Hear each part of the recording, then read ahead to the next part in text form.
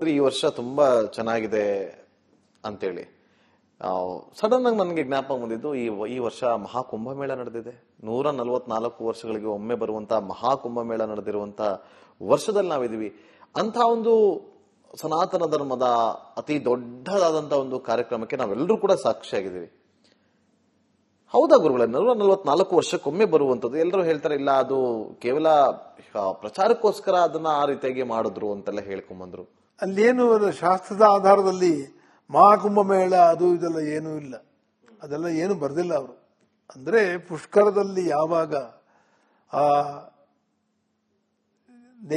ಮೂರು ಗಂಗಾ ಯಮುನಾ ಸರಸ್ವತಿ ಎಲ್ಲ ಒಂದಾಗಿ ಸೇರ್ಕೊಳ್ಳುತ್ತೆ, ಅದು ಪುಣ್ಯನಿಜ ಆಗುತ್ತೆ, ಪುಣ್ಯ ಸ್ಥಾನ ಆಗುತ್ತೆ. ಅದು ಗುರು ಸಂಚಾರದವರೆಗೂ ಇರುತ್ತೆ ಅಂತಾನು ಕೂಡ ಒಂದು ಕಡೆ ಇದೆ. ಅಂದ್ರೆ ಗುರು 13ನೇ ತಾರೀಕು ಮೇ ಬದಲಾವಣೆ ಆಗ್ತಾನೆ, ಅಲ್ಲಿವರೆಗೂ ಪುಷ್ಕರ ಸ್ಥಾನಕ್ಕೆ ತುಂಬಾ ಅದಕ್ಕೆ ಪವಿತ್ರತೆ ಇದೆ.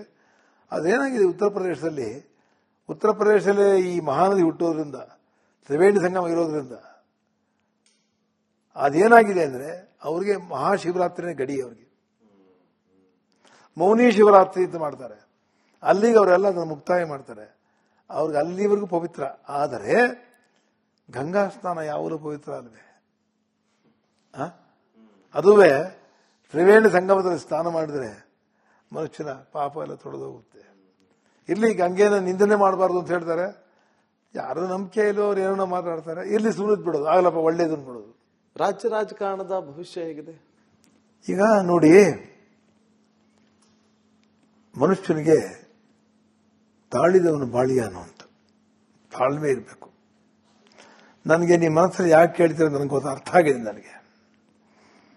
ನೀವು ಡೈರೆಕ್ಟ್ ಪ್ರಶ್ನೆ ಕೇಳಿದ್ರು ಇಲ್ಲ, ಇವತ್ತಿನ ಸಂದರ್ಭದಲ್ಲಿ ವಿಚಾರವಾಗಿ ಮುಂದೆ ಬರ್ತೀನಿ, ಸಿಎಂ ಕುರ್ಚಿ ಬಗ್ಗೆ ಮುಂದೆ ಬರ್ತೀನಿ. ಇವತ್ತು ಏನಾಗುತ್ತೆ ಅಂತ ಕೇಳಿದ್ರೆ, ನಾನು ರಾಷ್ಟ್ರಕ್ಕೇನು ಹೇಳಿದೆ ಅದೇ ನಮ್ಮ ರಾಷ್ಟ್ರದಲ್ಲೂ ಕೂಡ, ನಮ್ಮ ರಾಜ್ಯದಲ್ಲೂ ಕೂಡ ಅದೇ ಆಗುತ್ತೆ. ಯಾಕೆಂದ್ರೆ ಇಲ್ಲಿ ಕೂಡ ದೇಶಕ್ಕೆ ಅನುರಾಧ ನಕ್ಷತ್ರ ಇದೆ.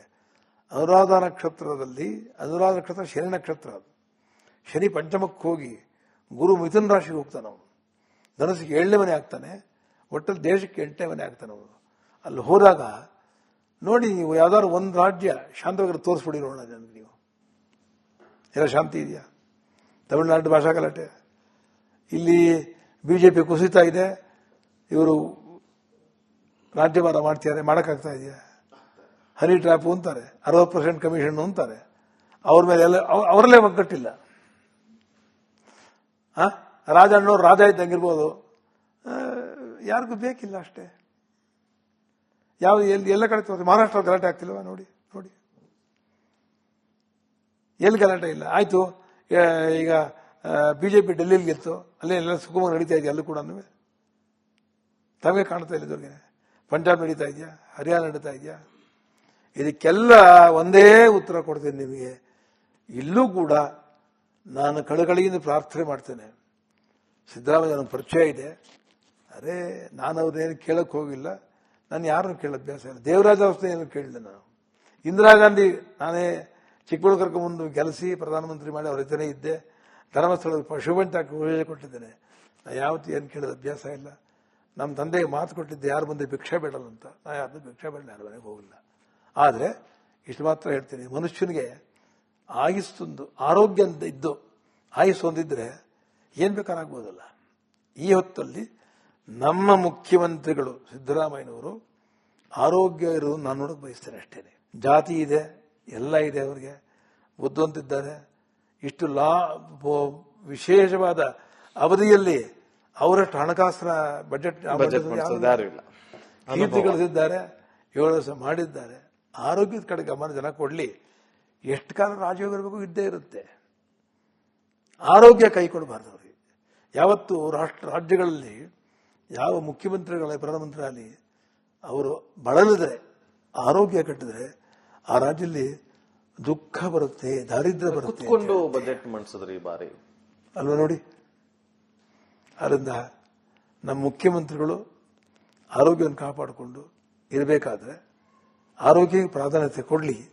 ಆದರೆ ನನ್ನಂಥದ್ದು ಅವರು, ನಾನು ಕೆಟ್ಟವರು ಅಂತ ಹೇಳಲ್ಲ, ಸಮಯೋಚಿತವಾಗಿ ಕೆಲಸ ಮಾಡ್ತಾರೆ.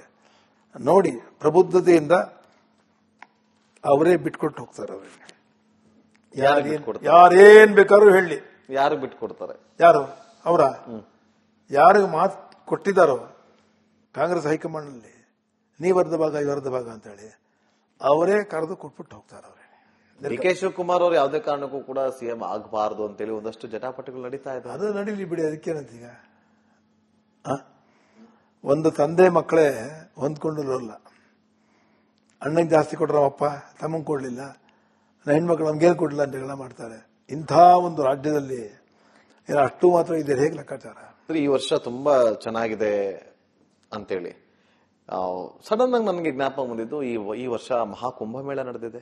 144 ವರ್ಷಗಳಿಗೆ ಒಮ್ಮೆ ಬರುವಂತಹ ಮಹಾಕುಂಭಮೇಳ ನಡೆದಿರುವಂತಹ ವರ್ಷದಲ್ಲಿ ನಾವಿದೀವಿ. ಅಂತ ಒಂದು ಸನಾತನ ಧರ್ಮದ ಅತಿ ದೊಡ್ಡದಾದಂತಹ ಒಂದು ಕಾರ್ಯಕ್ರಮಕ್ಕೆ ನಾವೆಲ್ಲರೂ ಕೂಡ ಸಾಕ್ಷಿಯಾಗಿದ್ದೀವಿ. ಹೌದಾ ಗುರುಗಳೇ, 144 ವರ್ಷಕ್ಕೊಮ್ಮೆ ಬರುವಂತದ್ದು. ಎಲ್ಲರೂ ಹೇಳ್ತಾರೆ ಇಲ್ಲ, ಅದು ಕೇವಲ ಪ್ರಚಾರಕ್ಕೋಸ್ಕರ ಅದನ್ನ ಆ ರೀತಿಯಾಗಿ ಮಾಡಿದ್ರು ಅಂತೆಲ್ಲ ಹೇಳ್ಕೊಂಬಂದ್ರು. ಅಲ್ಲೇನು ಶಾಸ್ತ್ರದ ಆಧಾರದಲ್ಲಿ ಮಹಾಕುಂಭಮೇಳ ಅದು ಇದೆಲ್ಲ ಏನೂ ಇಲ್ಲ, ಅದೆಲ್ಲ ಏನು ಬರ್ದಿಲ್ಲ ಅವರು. ಅಂದ್ರೆ ಪುಷ್ಕರದಲ್ಲಿ ಯಾವಾಗ ಆ ಮೂರು ಗಂಗಾ ಯಮುನಾ ಸರಸ್ವತಿ ಎಲ್ಲ ಒಂದಾಗಿ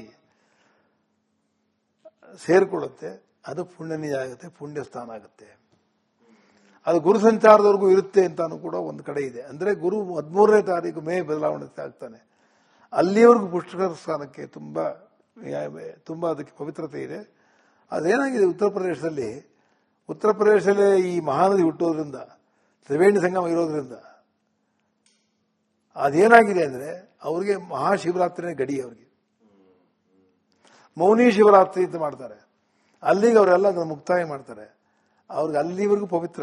ಆದರೆ ಗಂಗಾ ಸ್ನಾನ ಯಾವಾಗಲೂ ಪವಿತ್ರ ಅಲ್ವೇ? ಅದುವೇ ತ್ರಿವೇಣಿ ಸಂಗಮದಲ್ಲಿ ಸ್ನಾನ ಮಾಡಿದ್ರೆ ಮನುಷ್ಯನ ಪಾಪ ಎಲ್ಲ ತೊಳೆದೋಗುತ್ತೆ. ಇಲ್ಲಿ ಗಂಗೆನ ನಿಂದನೆ ಮಾಡಬಾರ್ದು ಅಂತ ಹೇಳ್ತಾರೆ.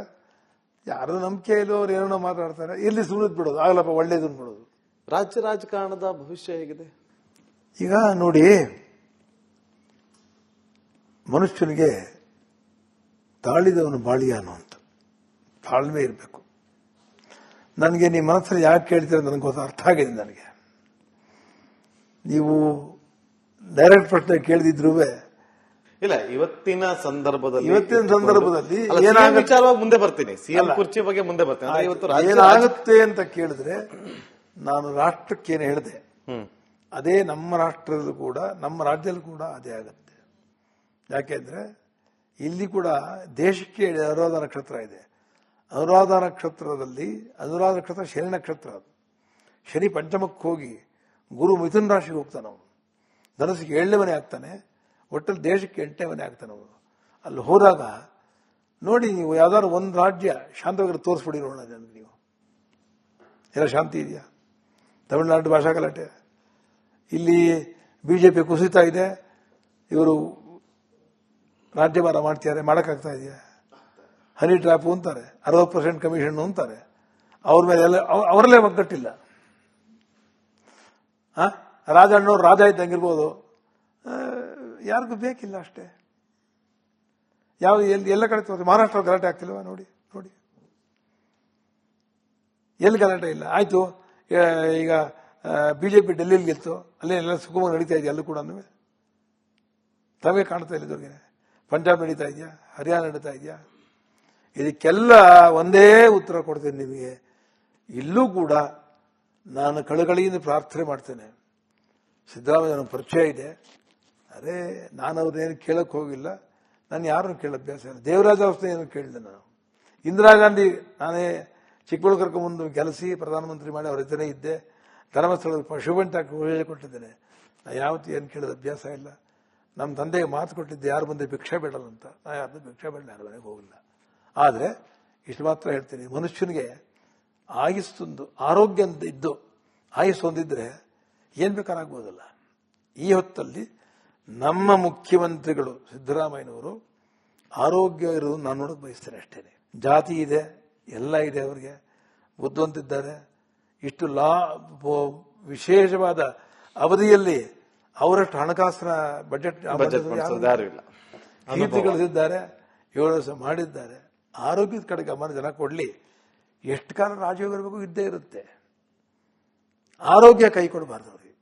ಯಾವತ್ತು ರಾಜ್ಯಗಳಲ್ಲಿ ಯಾವ ಮುಖ್ಯಮಂತ್ರಿಗಳ ಪ್ರಧಾನಮಂತ್ರಿ ಆಗಲಿ ಅವರು ಬಳಲಿದ್ರೆ, ಆರೋಗ್ಯ ಕಟ್ಟಿದ್ರೆ ಆ ರಾಜ್ಯದಲ್ಲಿ ದುಃಖ ಬರುತ್ತೆ, ದಾರಿದ್ರ್ಯ ಬರುತ್ತೆ. ಕುತ್ಕೊಂಡು ಬಜೆಟ್ ಮಂಡಿಸಿದ್ರು ಈ ಬಾರಿ ಅಲ್ವಾ ನೋಡಿ.